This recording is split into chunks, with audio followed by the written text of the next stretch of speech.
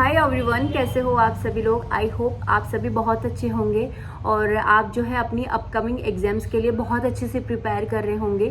This is Simran Kumar and I am working in State Bank of India. So आज इस video में बात करेंगे कि पीओ के मेंस के लिए जो अगर करंट अफेयर होता है उसके लिए क्या क्या सोर्स आपके लिए होने चाहिए, कौन कौन से बेस्ट सोर्स होते हैं। और ये जो सारे सोर्स मैं आपको बताऊंगी इन सबको मैंने पर्सनली फॉलो किया है and I crack many exams. तो सबसे पहले हम बात करते हैं कि अगर आपका जो है प्रीलिम्स एग्जाम्स ओवर हो चुका है और कईयों का ये डाउट्स है कि मेरे प्रीलिम्स में जो है अटेम्प्ट बहुत कम है, किसी कैंडिडेट का जो है अटेम्प्ट 70 है, किसी का 60 और मेरा 50, 54, 55 है। सबसे पहले मैं बोलती हूँ कि इन सबको भूल जाओ आप कि आपके कितने ज़्यादा अटेम्प्ट है, कितने कम अटेम्प्ट है, जो भी है किसी से कंपेयर मत करो। और अब जो आपका काम होगा वो होगा आपके लिए मेंस के लिए प्रिपेयर करना। अगर आपका पेपर अच्छा भी नहीं गया है तो भी आप मेंस के लिए प्रिपेयर करो। क्योंकि इस साल के जो है एग्जाम्स जो है ऑलमोस्ट हो गए हैं। अब जो आएगा एसबीआई क्लैरिकल और जो है एसबीआई पीओ आएगा। और अभी जो है आपके पास में कोई प्रीलिम्स नहीं है तो मैं चाहूँगी कि अगर आप मेंस के लिए थोड़ा बहुत भी प्रिपेयर करोगे, अगर आपका प्रीलिम्स हो गया है तो आपके लिए जो है मेंस में काम आएगा, जो आप मेंस की स्ट्रेटेजी बना रहे हो और फॉलो कर रहे हो। और अगर आपका प्रीलिम्स एसबीआई पीओ का क्वालिफाई नहीं भी हुआ है तो अपकमिंग एग्जाम्स जो आएंगे उसमें मेंस के लिए जो है आपको थोड़ी सी हेल्प करेगा। ये आपको थोड़ा बहुत आइडिया हो जाएगा कि किस तरीके के करंट अफेयर पढ़ने होते हैं, ये सब तो वहाँ थोड़ा आपको कम टाइम लगेगा।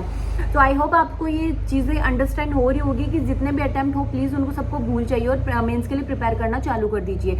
तो हमारा मेंस में जो भी सेक्शंस होते हैं उसमें एक बहुत ही इंपॉर्टेंट सेक्शंस होता है, वो होता है करंट अफेयर्स में। इसमें क्या होता है कि जैसे हम क्या होते हैं प्रीलिम्स में सभी क्या होता है, इंग्लिश होती है, मैथ्स होती है, रीजनिंग होती है, ये पढ़ते आते हैं। बट एक जो नया सब्जेक्ट ऐड हो जाता है वो होता है जीए। तो ऑलमोस्ट जीए जो होता है सबका नॉर्मल होता है, सबका बराबर होता है, बट एक स्कोरेबल सब्जेक्ट है कि आप इसमें जितना चाहो उतना स्कोर कर सकते हो। तो इसमें क्या होता है कि सबसे पहले मैं बताऊं कि अगर आपने करंट अफेयर कभी पढ़ी भी नहीं है, कभी हाथ भी नहीं लगाया है और फिर भी आप जो है एग्जाम क्रैक करना चाहते हैं तो ये एग्जैक्टली उन्हीं लोगों के लिए है कि आपको बहुत बोरिंग लगती है करंट अफेयर, आप नहीं चाहते हो उसको पढ़ना, फिर भी आप जो है एग्जाम कैसे क्वालिफाई करते हो। तो मैं भी उन्हीं स्टूडेंट्स में से एक थी जिनको करंट अफेयर पढ़ना बिल्कुल भी अच्छा नहीं लगता था। मैं कॉमर्स बैकग्राउंड से थी, मैंने करंट अफेयर कभी पढ़ा ही नहीं था, बट स्टिल मैंने इतने अच्छे से तरीके से पढ़ा कि आज भी मुझे करंट अफेयर पढ़ना अच्छा लगता है। तो सबसे पहले हम बात कर लेते हैं करंट अफेयर्स के लिए आपके कौन कौन से सोर्स होने चाहिए और कौन कौन से मैंने भी फॉलो किए थे।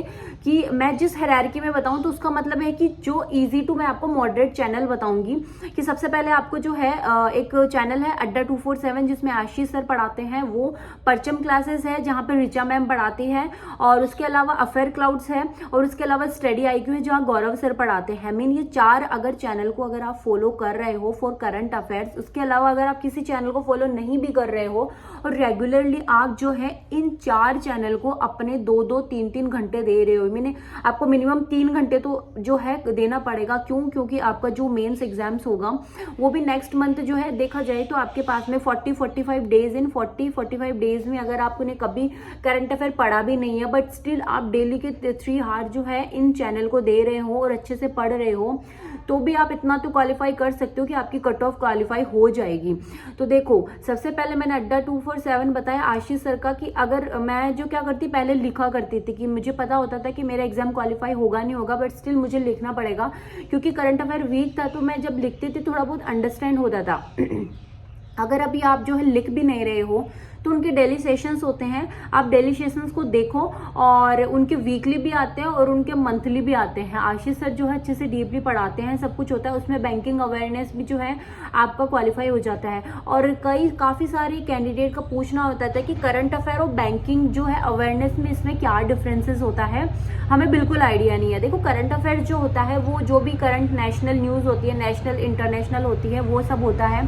जैसे यहाँ आज जो है किसी स्टैचू का इनॉग्रेशन हुआ और आज जो है ये पीएम जो है कोई भी कंट्री के पीएम जो है हमारी कंट्री में आई, या हमारी कंट्री के पीएम जो प्रेसिडेंट जो है वो किसी अदर कंट्री में गई, ये करंट अफेयर होता है। बैंकिंग अवेयरनेस वो होता है जो बैंकिंग से रिलेटेड होता है, जो जिस भी तरीके का, जैसे आरबीआई कई सारे जो है मॉनेटरी पॉलिसी होती है, आरबीआई की मॉनेटरी पॉलिसी होती है, बैंकिंग से रिलेटेड होता है तो उनको बैंकिंग अवेयरनेस बोलते हैं।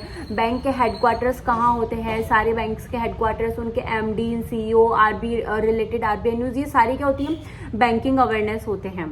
सो आई होप समझ में आया होगा। उसके बाद में हम बात करते हैं परचम क्लासेस के लिए। देखो परचम क्लासेस में क्या होता है, रिचा मैम करके नाम से है, अगर मैं उनका चैनल का लिंक जो है आपको डिस्क्रिप्शन में डालूंगी, वो बहुत अच्छा पढ़ाती है। मैंने जो उनकी बहुत पुरानी वीडियोस दी जिसमें नेशनल पार्क थे और जिसमें ये भी जो जितनी भी रिवर होती है, वाइल्ड लाइफ सेंचुरीज होती है, वो क्या होती है बहुत अच्छे ट्रिक से जो है आपको समझाती है। मैंने उनका एक बार देखा था तो मुझे बहुत अच्छे से समझ में आया, स्टिल मुझे अभी भी याद है। तो वो जो अगर मिलेगा मैं आपको लिंक जो है डिस्क्रिप्शन में डाल दूंगी। रिचा मैम क्या होती है कि वो डेली भी होती है, आप डेली ना करो तो बेस्ट रहेगा क्योंकि आपके पास में टाइम कम है। तो उनका जो है एक वीकली होता है और उनका मंथली भी आता है। तो वीकली और मंथली जो होता है आप वहां पे जाके फॉलो कर सकते हो। उसके बाद में अफेयर क्लाउड्स का भी वीकली और मंथली आता है। अगर आपको पीडीएफ से पढ़ना है तो वहां पे पीडीएफ भी होती है, और अगर आपको वीडियो से पढ़ना है तो आप वीडियो से भी पढ़ सकते हो। मुझे वीडियो से पढ़ना अच्छा लगता था, मुझे पीडीएफ में थोड़ा टाइम जो है थोड़ा ज्यादा लगता था और बोरिंग भी लगता था क्योंकि करंट अफेयर वैसे नहीं आती है और जब हम पढ़ते हैं तो हमें और भी ज्यादा बोरिंग लगती है। तो वीडियो में क्या होता है कि वो लोग पढ़ाते हैं, अपने ट्रिक्स होते हैं, कुछ भी न्यूमोनिक्स होते हैं वो बताते हैं, तो थोड़ा अच्छा लगता है। तो मैं उनकी वीडियोस देखा करती थी। स्टार्टिंग में 1 से 2 बार वीडियो देखा करती थी तो क्या होता था कि हाँ नॉर्मल स्पीड पे देखा करती थी, फिर मैं उसको 1.25 15 2x की स्पीड पे जो है उनको कर लिया करती थी, थोड़ा अच्छे से समझ में आता था। उसके बाद में जो है स्टडी IQ, स्टडी किसी को फॉलो करो या ना करो, आप गौरव सर को बिल्कुल फॉलो करना स्टडी IQ पे, क्योंकि मैंने देखा है कि उनका 60 to 70% क्वेश्चंस जो होते हैं एग्जाम्स में वो देखने को मिलते हैं। मैंने उनका लेवल जो होता है करंट अफेयर का वो बहुत हाई होता है।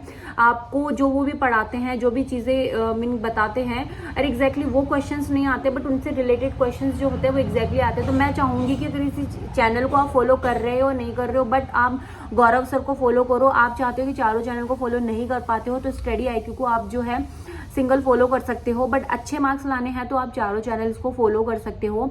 और इसके बाद भी अगर आप ऑलरेडी किसी और चैनल से पढ़ रहे हो और आपको समझ में आ रहा है तो मैं ये नहीं बोलूंगी कि वो चैनल खराब है, आप उनको फॉलो मत करो, आप उनको भी जाके फॉलो कर सकते हो। मैं जिस चैनल को जानती हूँ, मैंने जिसमें पढ़ा है, मैंने उनके रिव्यूज दिए हैं आपको। तो ये सब चैनल्स है। उसके बाद में कई होता है कि हमें जो है ऑलरेडी हम जो है पहले से लिख रहे हैं, तो अगर आप लिख रहे हो तो बहुत अच्छी बात है, और अगर आप कंटिन्यू करना चाहते हो अभी भी तो उनको लिख के भी कंटिन्यू कर सकते हो।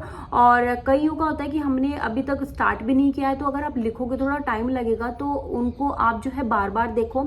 और सबसे एक अच्छी रिमेंबर करने वाली बात है कि आप ये सोच रहे हो कि मैंने एक वीडियो पूरा एक बार देख लिया, मुझे याद ही नहीं हुआ, वो याद कभी भी नहीं होगा आपको। आपने एक बार देखा, 2 बार देखा, 2 बार भी देख लिया, फिर भी आप बोल रहे हो कि मुझे जो है याद ही नहीं हो रहा है वो करंट अफेयर्स, तो वो कभी भी याद नहीं होगा। आपको उसको मल्टीपल टाइम देखना है, मल्टीपल टाइम जो है आपको उनको फॉलो करना है, एक बार नहीं। आप शेड्यूल बना लो कि आज जो है आपको किस तरीके से करना। मेरा यूं होता था कि मैं उठते ही जो है अपना टाइम टेबल लिख लिया करती थी, अपनी टू डू लिस्ट बनाया करती थी। फिर इसमें करंट अफेयर का सेशन जो होता था मैं उसमें करती थी कि क्या करना है आज जो है मीन सितंबर मंथ का वीकली जो है मुझे 2 वीक के करंट अफेयर मुझे करने हैं। कहाँ कहाँ से करने हैं, अड्डा से करने हैं, मुझे स्टडी IQ से करने हैं, मुझे परचम क्लासेस से करने हैं, और ये सब होता था। बैंकिंग अवेयरनेस में मुझे क्या होता था, सारे बैंक के हेडक्वार्टर्स और MD and CO पढ़ने, कहाँ से पढ़ने, वो चैनल का नाम भी मैं सामने लिख लिया करती थी कि इस चैनल से मुझे जो है फॉलो करने हैं। तो इस तरीके से आप अपनी टू डू लिस्ट बना लो। आपको समझ में नहीं आता, पढ़ने बैठते हो तो कुछ आप यूट्यूब खोलते हो तो कुछ और ही दिख जाता है, तो आप कंफ्यूज हो जाते हो। तो एक बार लिख लो कि इस मंथ का करंट अफेयर आज मुझे पढ़ना ही है। 3 घंटे आप जो है किस तरीके से भी आप अपने 3 घंटे दो उनको और उनको कंप्लीट कर दो। मीन ऐसे अगर आप सोच रहे हो तो फिर हम क्या होता है भूल भी जाते हैं कि कौन से मंथ का करंट अफेयर पढ़ा है, थोड़ा टाइम वेस्ट होता है। तो उसको लिखो कि इस मंथ का करंट अफेयर जो है, ऐसे क्या होता है टारगेट्स पूरे हो जाते हैं। अगर आप नहीं भी करना चाह रहे हो, आपको जोर आ रहा है, तो बट आप नहीं लगे कि मैंने लिखा है कि आज इस मंथ का करंट अफेयर पूरा करना है तो मुझे करना ही पड़ेगा। तो इस तरीके से आप जो है अपने टारगेट्स भी पूरे कर सकते हो।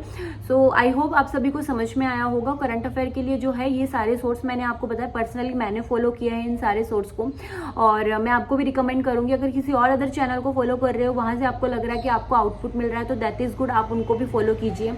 So best of luck for your future, for your exams. तब तक के लिए बाय।